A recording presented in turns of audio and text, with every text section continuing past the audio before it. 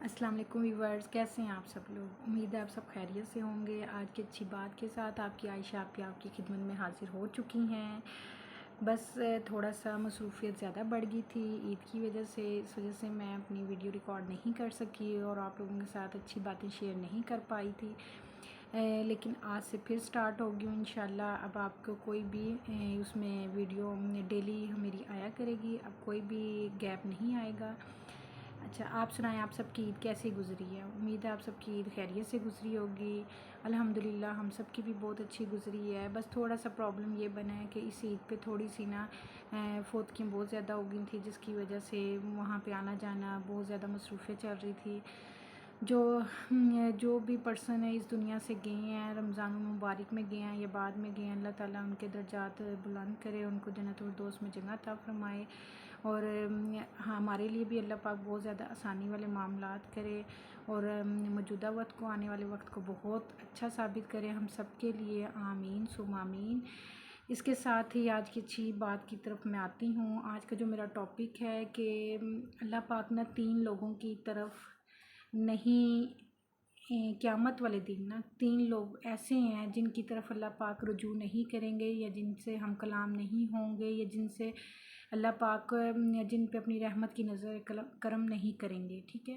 وہ کون سے 3 لوگ ایسے ہیں؟ پیارے نبی حضرت محمد مصطفیٰ صلی اللہ علیہ وآلہ وسلم نے جب بتایا تو کہ بھی اس طرح کے 3 لوگ ہوں گے، تو جو آس پاس بیٹھے ہوئے تھے لوگوں، انہوں نے کہا پیارے نبی آپ جلدی سے بتا دیں ایسے کون سے 3 لوگ ہیں جن سے اللہ پاک ہم کلام نہیں ہوں گے قیامت کے دن نا؟ تو پیارے نبی حضرت محمد مصطفیٰ صلی اللہ علیہ وآلہ وسلم نے فرمایا کہ ایک وہ انسان جو بہت زیادہ تکبر میں رہتا ہوگا، اور تکبر میں رہنے کی وجہ سے وہ اپنی شلوار ٹخنوں سے نیچے نہیں لاتا ہوگا۔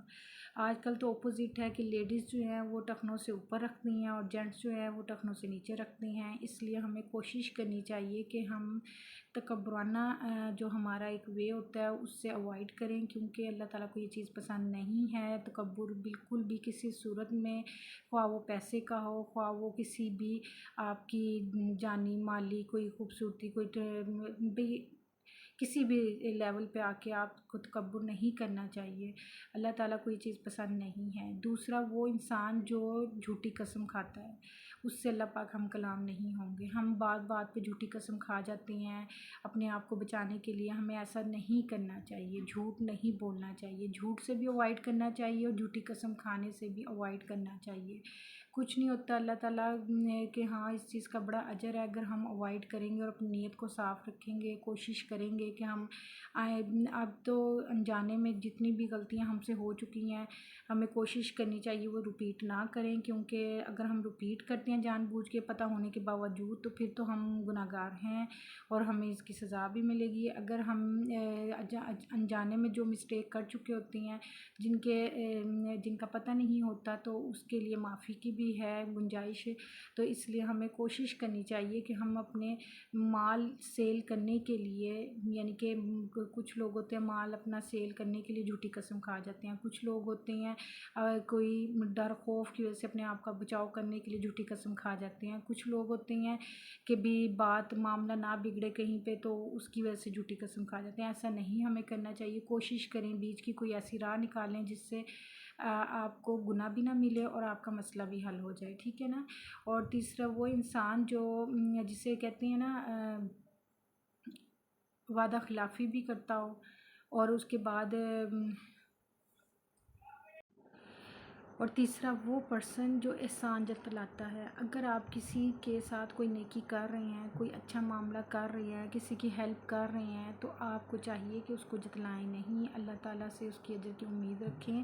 اگر آپ دنیا میں لوگوں سے اجر کی امید رکھیں گے تو میرے خیال میں یہ ہمارے لیے بہت بیوقوفانہ بات ہوگی۔ ہم لوگ یہ سمجھ رہے ہوتے ہیں کہ ہم اپنی شوشہ بنانے کے لیے، اپنے آپ کو پرومیننٹ کرنے کے لیے بہت زیادہ ہم احسان جتلا دیتے ہیں کہ جی ہم نے فلاں کے ساتھ یہ نیکی کی، فلاں کے ساتھ یہ معاملہ کیا۔ ایسا نہیں کرنا چاہیے۔ اگر آپ کوئی نیکی کر جاتے ہیں تو اس پہ کوشش کریں کہ اس کو اول تو چھپا کے کریں، اگر کہیں پہ ظاہر ہو بھی جائے تو خاموشی اختیار کریں، تو یہ زیادہ بہتر ہے، ٹھیک ہے نا؟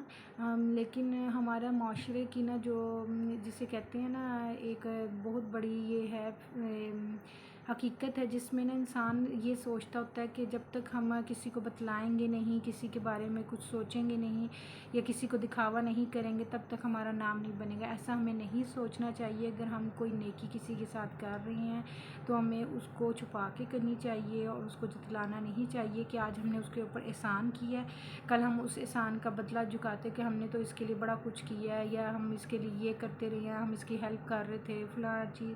ایسی باتیں بہتر نہیں ہوتی ہیں ہم سب انسانوں کے لیے، اس لیے اس چیز سے اوائڈ کرنا چاہیے۔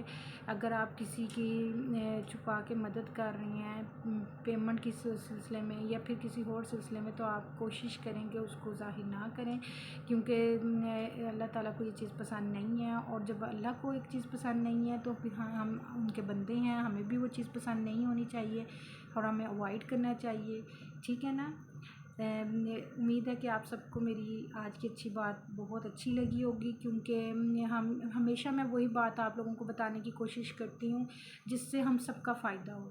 لیکن میں جب اپنا فائدہ سوچ رہی ہوں نا، میرا دل کرتا ہے کہ دوسروں کا بھی فائدہ ہو اس چیز سے، ٹھیک ہے؟ اگر ہمیں کوئی چیز بری لگ رہی ہے تو ہم اس کے لیے اگر کچھ کر نہیں سکتے تو ہمیں چاہیے کہ ہم دل سے اس کو برا جانیں۔ تو اس لیے بہتر یہی ہے کہ ہم نا وہ کام کریں جو ہمیں اپنے لیے بھی بہتر لگتا ہے، وہی ہم دوسروں کے لیے سوچا کریں، ٹھیک ہے؟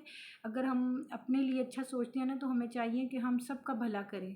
میں تو یہی کہتی ہوں، باقی آپ لوگوں کی اپنی سوچ ہے ہر انسان کی، اس لیے ہمیں چاہیے کہ بھی ہم وہ کبھی بھی وہ والے کام نہ کریں جو ہمارے اللہ کو پسند نہ ہوں اور جس سے ہمارا اللہ پاک ناراض ہو۔ تو کوشش کریں کہ ہم پیارے نبی کی سنت کے مطابق اپنی زندگیوں کو گزاریں اور اس کے بعد پیارے اللہ تعالیٰ کے حکم کے مطابق اپنا ٹائم سپینڈ کریں لائف کا۔ تو اسی میں ہی ہماری خیر ہے، اسی میں ہی ہماری بخشش کا ذریعہ بھی یہی باتیں ہیں ساری۔